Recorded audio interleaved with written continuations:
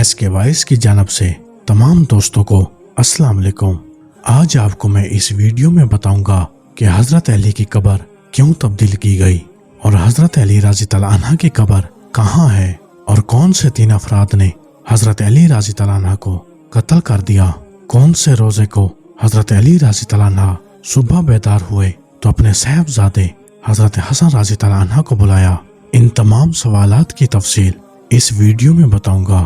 خارج کے 3 افراد عبد الرحمن بن ملجم، برق بن عبداللہ الیتیمی اور عمر بن بکیر الیتیمی مکہ مکرمہ میں جمع ہوئے۔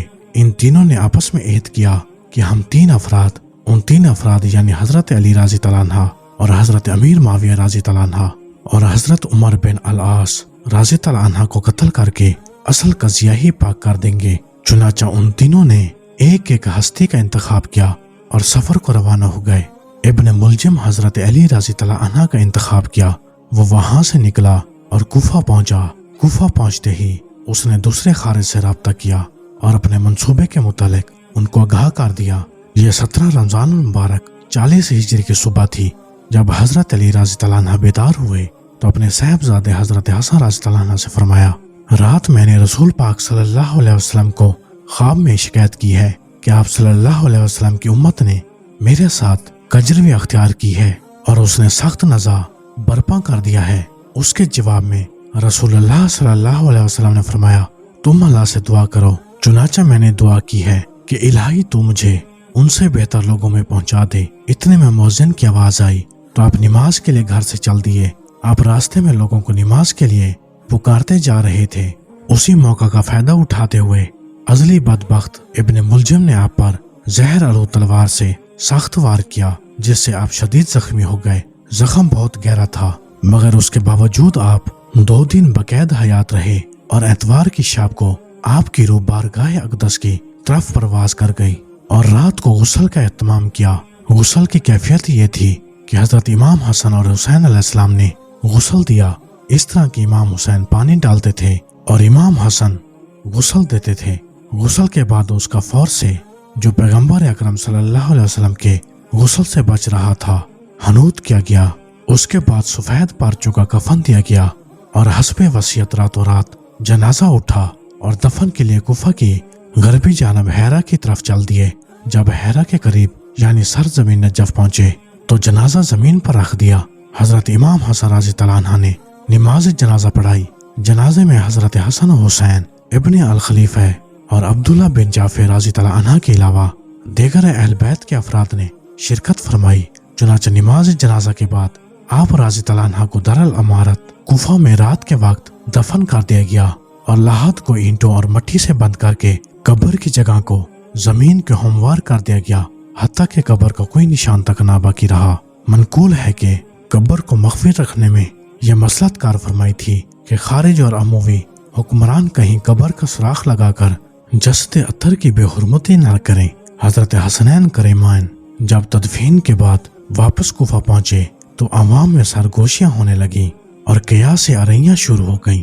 کسی نے کہا آپ کو دارالامارہ میں دفن کیا گیا ہے تو کسی نے کہا مسجد کوفہ میں، اور کوئی بغداد کے محلہ کرخ کی طرف اشارہ کر رہا تھا، مگر در حقیقت یہ ان صاحبان کے علاوہ کسی بھی کوئی خبر نہ تھی جو کہ جنازہ میں شریک ہوئے تھے، اور انہوں نے بھی آپس میں پختہ عہد کر رکھا تھا کہ کسی کو کچھ نہیں پتہ چلنے دیں گے۔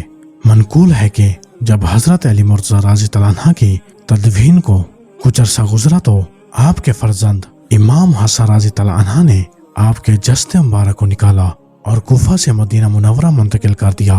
ممبروں نے محمد بن حبیب کے حوالے سے لکھا ہے کہ ایک قبر سے دوسری قبر میں منتقل ہونے والا پہلا جسم مبارک حضرت علی رضی اللہ عنہ کا تھا، اور ابن اسحاق نے سعید بن عبدالعزیز سے ایک روایت نقل کی ہے کہ جب حضرت علی رضی اللہ عنہ کے جسد مبارک کو مدینہ منورہ لے جانے لگے تاکہ وہاں پہلوئے اقدس میں دفن کریں تو آپ کے جسد اطہر کو ایک اونٹ پر رکھا گیا۔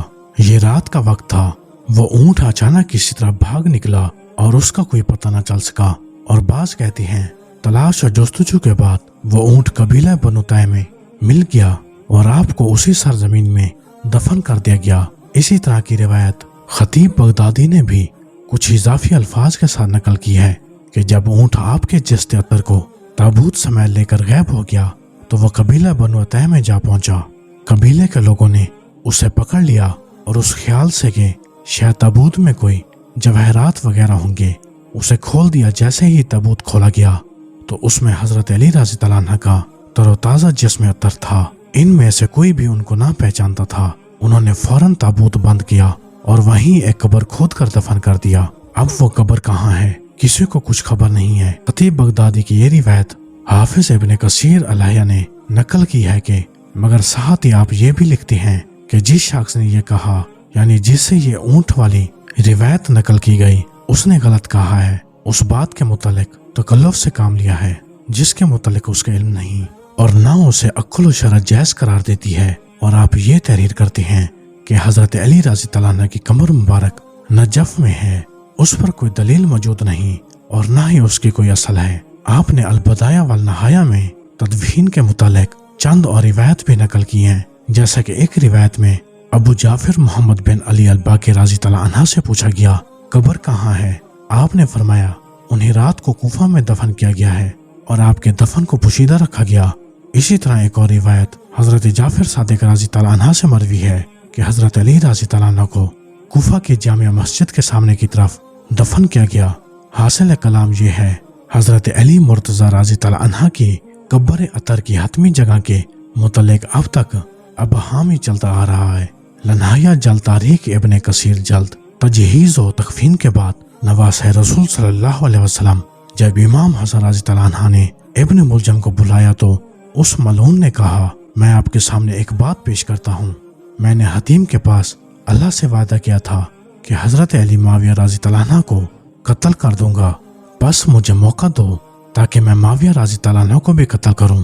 मेरा भाई ये काम कर चुका हो और मैं ये खबर आप तक न पहुंचाऊं और अगर मैं ऐसा ना कर सकूं या ना कर दूं और जिंदा रहूं तो आपके पास हाजिर हो जाऊंगा और आपके हाथ पर बैयत कर लूंगा। हजरत इमाम हसन रज़ी अल्लाह अन्हु ने उससे कहा खुदा की कसम ऐसा हरगिज नहीं होगा हत्ता कि तू दोज़ख को देखे। फिर आपने उसे आगे किया और कत्ल कर दिया। लोगों ने उसे पकड़ा और चटाइयों में लपेटकर आग से जला दिया। मेरे अजीज दोस्तों आज की वीडियो में बस इतना ही।